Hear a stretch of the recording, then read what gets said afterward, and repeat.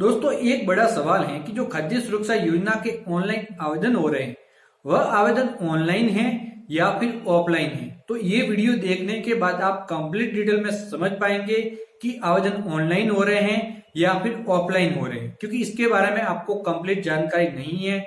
ये प्रोसेस बहुत जगह ऑनलाइन हो रहा है तो बहुत जगह ऑफलाइन हो रहा है, और मैं दोस्तों इसको आपको प्रमाणित करके भी बताने वाला हूं। तो वीडियो पूरा का पूरा एंड तक देखना है और जो भी जानकारी मैं आपको देने वाला हूं उसको कंप्लीट समझने की कोशिश करनी है। और दोस्तों इस प्रकार से जो कोई भी वीडियो बनाने में सक्षम है तो इस प्रकार के वीडियो हर किसी को जरूर बनाने चाहिए। तो आइए दोस्तों स्टार्ट करते हैं वीडियो। तो दोस्तों सबसे पहले हमें कुछ पीछे जाना होगा। पीछे कितना चलेंगे, जब पहले खाद्य सुरक्षा योजना के ऑनलाइन आवेदन होते थे। तो दोस्तों ये ऑनलाइन आवेदन से पहले जो इसकी प्रक्रिया थी वो पूर्ण रूप से ऑफलाइन थी। यहाँ पे दोस्तों क्या होता था कि ऑफलाइन प्रक्रिया, जो ऑफलाइन आवेदन होते थे दोस्तों, उसके अंदर क्या होता था कि एक ऑफलाइन फॉर्म था, वही फॉर्म बाद में ऑनलाइन भी किया गया था। जब ऑनलाइन आवेदन अगली बार शुरू नहीं हुए थे उससे पहले मैं आपको लेके जा रहा हूँ। तो वहां पे क्या करना होता था कि वो फॉर्म होता था जो रसद विभाग की वेबसाइट पे अवेलेबल था, 3 पेज का फॉर्म था। उस फॉर्म का उपयोग अभी भी किया जा रहा है ऑनलाइन आवेदन के अंदर। तो वो फॉर्म होता था, उस फॉर्म को डाउनलोड करते थे, उस फॉर्म को कंप्लीट फिलअप करते थे। उसके बारे में मैंने वीडियो भी बनाया हुआ है पहले, जब ये ऑनलाइन आवेदन फॉर्म पहली बार स्टार्ट नहीं हुए थे, अब की बार दूसरी बार हुए, उससे पहले एक बार हो चुके हैं। तो दोस्तों उस समय उस फॉर्म को डाउनलोड करता था, उसके पीछे मैं सभी डॉक्यूमेंट संलग्न करता था। उसके बाद उस फॉर्म को फिलअप करके मैं कस्टमर को दे देता था, वो कस्टमर ले जाके पटवारी के पास सबमिट करता था। पटवारी उसके ऊपर हस्ताक्षर करता था। पटवारी उसके ऊपर हस्ताक्षर कर लिए, उसके बाद वो अगर ग्रामीण क्षेत्र से हैं तो ग्राम विकास अधिकारी के पास जाता था, अगर शहरी क्षेत्र से हैं तो अधिशासी अधिकारी के पास जाता था। तो दोस्तों वहां पे अधिशासी अधिकारी या फिर दोस्तों ग्रामीण क्षेत्र का विकास अधिकारी उसकी जांच करता था और एक जांच रिपोर्ट संलग्न करता था कि ये योग्यताओं के अनुसार इस योजना के अंदर शामिल होने के योग्य है। उसके बाद उस फॉर्म को संबंधित उपखंड के अंदर सबमिट कर लिया जाता था। संबंधित अधिकारी उस जांच के आधार पर फॉर्म अप्रूव कर लेता था और उस बंदे को गेहूं मिलने लग जाते थे। तो दोस्तों ये बड़ा ही आसान सा प्रोसेस था, इसके अंदर कोई भी समझने की जरूरत नहीं है। लेकिन दोस्तों उसके बाद इसको ऑनलाइन किया गया। जब ऑनलाइन आवेदन फॉर्म शुरू हुए तब मैं क्या करता था वो मैं बता रहा हूँ। अन्य जगह पे क्या हो रहा था उससे मुझे कोई लेना देना नहीं। तो मैं क्या करता था कि वही ऑफलाइन फॉर्म था और उस फॉर्म को वापिस हमारे विभाग ने भी जारी कर लिया था, उसको थोड़ा अपडेट किया था। पहले 3 पेज का था, जो हमारे ई मित्र के डाउनलोड सेक्शन पे उसे 4 पेज का कर दिया गया था, जो पहले वाले फॉर्म से अच्छा था। तो उस फॉर्म का मैं उपयोग करता था।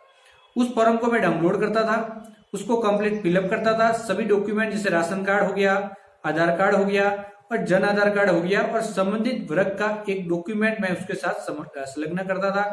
मान लो कि कोई पेंशनर है तो पेंशन पीपीओ वगैरह उसके पीछे लगा देता था। उसके बाद मैं स्कैन करके ऑनलाइन आवेदन फॉर्म सबमिट कर लेता था।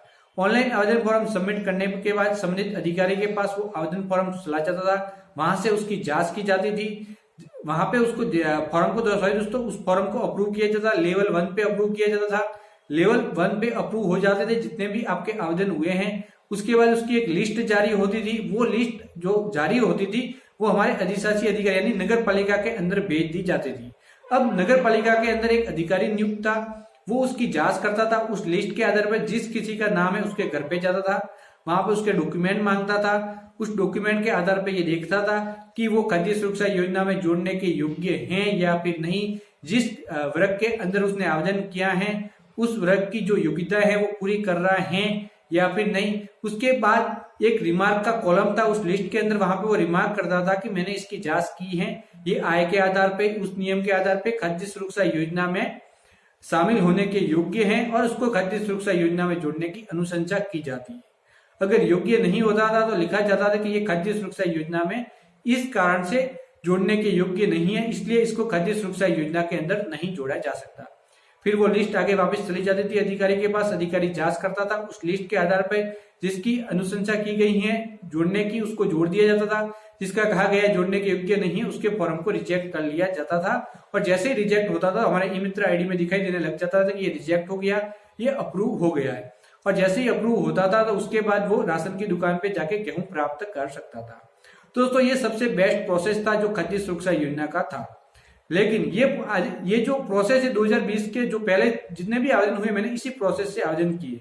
बहुत सारी जगह पे ये प्रोसेस नहीं होकर क्या प्रोसेस अपनाया जाता था, पहले हस्ताक्षर किए जाते थे। जैसे ऑफलाइन के टाइम में होता था वही प्रोसेस अपनाया जाता था ऑनलाइन के माध्यम में। वहां पे पहले ही पटवारी के हस्ताक्षर कराओ, ग्राम सेवक के हस्ताक्षर कराओ, उसके हस्ताक्षर कराओ, आय प्रमाण पत्र लगाओ, वो डॉक्यूमेंट लगाओ, वो डॉक्यूमेंट, बहुत सारे डॉक्यूमेंट पहले ही ले लिए जाते थे और फिर फॉर्म सबमिट होता था। उसी डॉक्यूमेंट के आधार पर फॉर्म को अप्रूव कर लिया जाता। बहुत सारी जगह पे ये हो रहा था, मैं जहां से हूं वहां पे क्या हो रहा था, बहुत सारी जगह पे ये भी हो रहा था। बहुत सारी जगह पे अभी भी जो मैंने अभी प्रोसेस बताया है उसी प्रोसेस से फॉर्म अप्रूव किए जा रहे हैं। बहुत सारी ऐसी तहसीलें हैं वहां पे यही प्रोसेस अभी भी अपनाया जा रहा है। जो मैंने अभी कहा था, जो मेरा प्रोसेस था वही अपनाया जा रहा है। लेकिन बहुत सारी जगह पे क्या है कि जो ऑफलाइन प्रोसेस था ऑनलाइन आवेदन से पहले, वो ऑफलाइन प्रोसेस पूरा करने के लिए कहा जा रहा है। सिर्फ एक अंतर इतना है कि जो पहले फॉर्म मैनुअली जाके सबमिट करना था वो भी ई मित्र पे जाके ई मित्र को पैसे देके सबमिट करवाना है।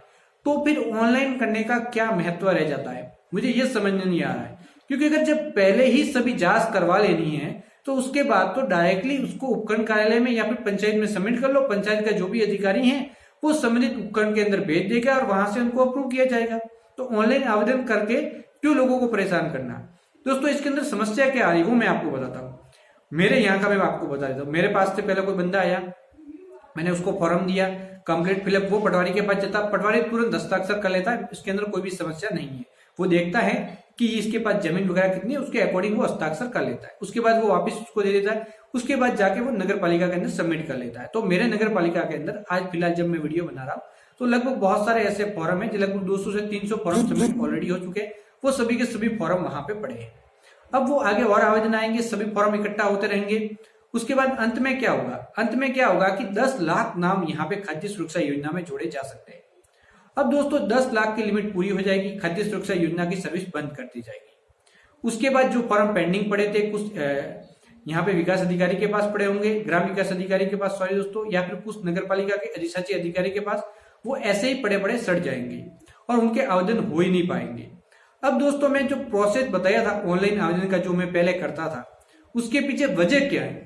तो दोस्तों आपने जो देखा है कि जो अधिशासी अधिकारी के अलावा यहाँ पे जो ग्राम विकास अधिकारी या फिर पटवारी की जो रिपोर्ट करने के लिए कहा जा रहा है, तो दोस्तों जो ऑफलाइन फॉर्म है जो रसद विभाग ने जारी किया है, ये रसद विभाग कौन है, जो कि खाद्य सुरक्षा जो राशन वितरण कर रहा है, जो राशन वितरण कर रहा है, जो नियम बना रहा है, उसने उसके ऑफलाइन फॉर्म के अंदर कहीं पर भी ऐसा कॉलम नहीं दिया है जहां पे ये कहा गया हो कि यहाँ पे पटवारी के हस्ताक्षर करवाने हैं, यहाँ पे ग्राम सेवक के हस्ताक्षर करवाने हैं, या फिर वहां पे इसके हस्ताक्षर करवाने। यहाँ पे कोई भी कॉलम नहीं है। ऑनलाइन आवेदन का मतलब भी ये रहता है कि पहले आवेदन करें, बाद में जांच हो जाएगी।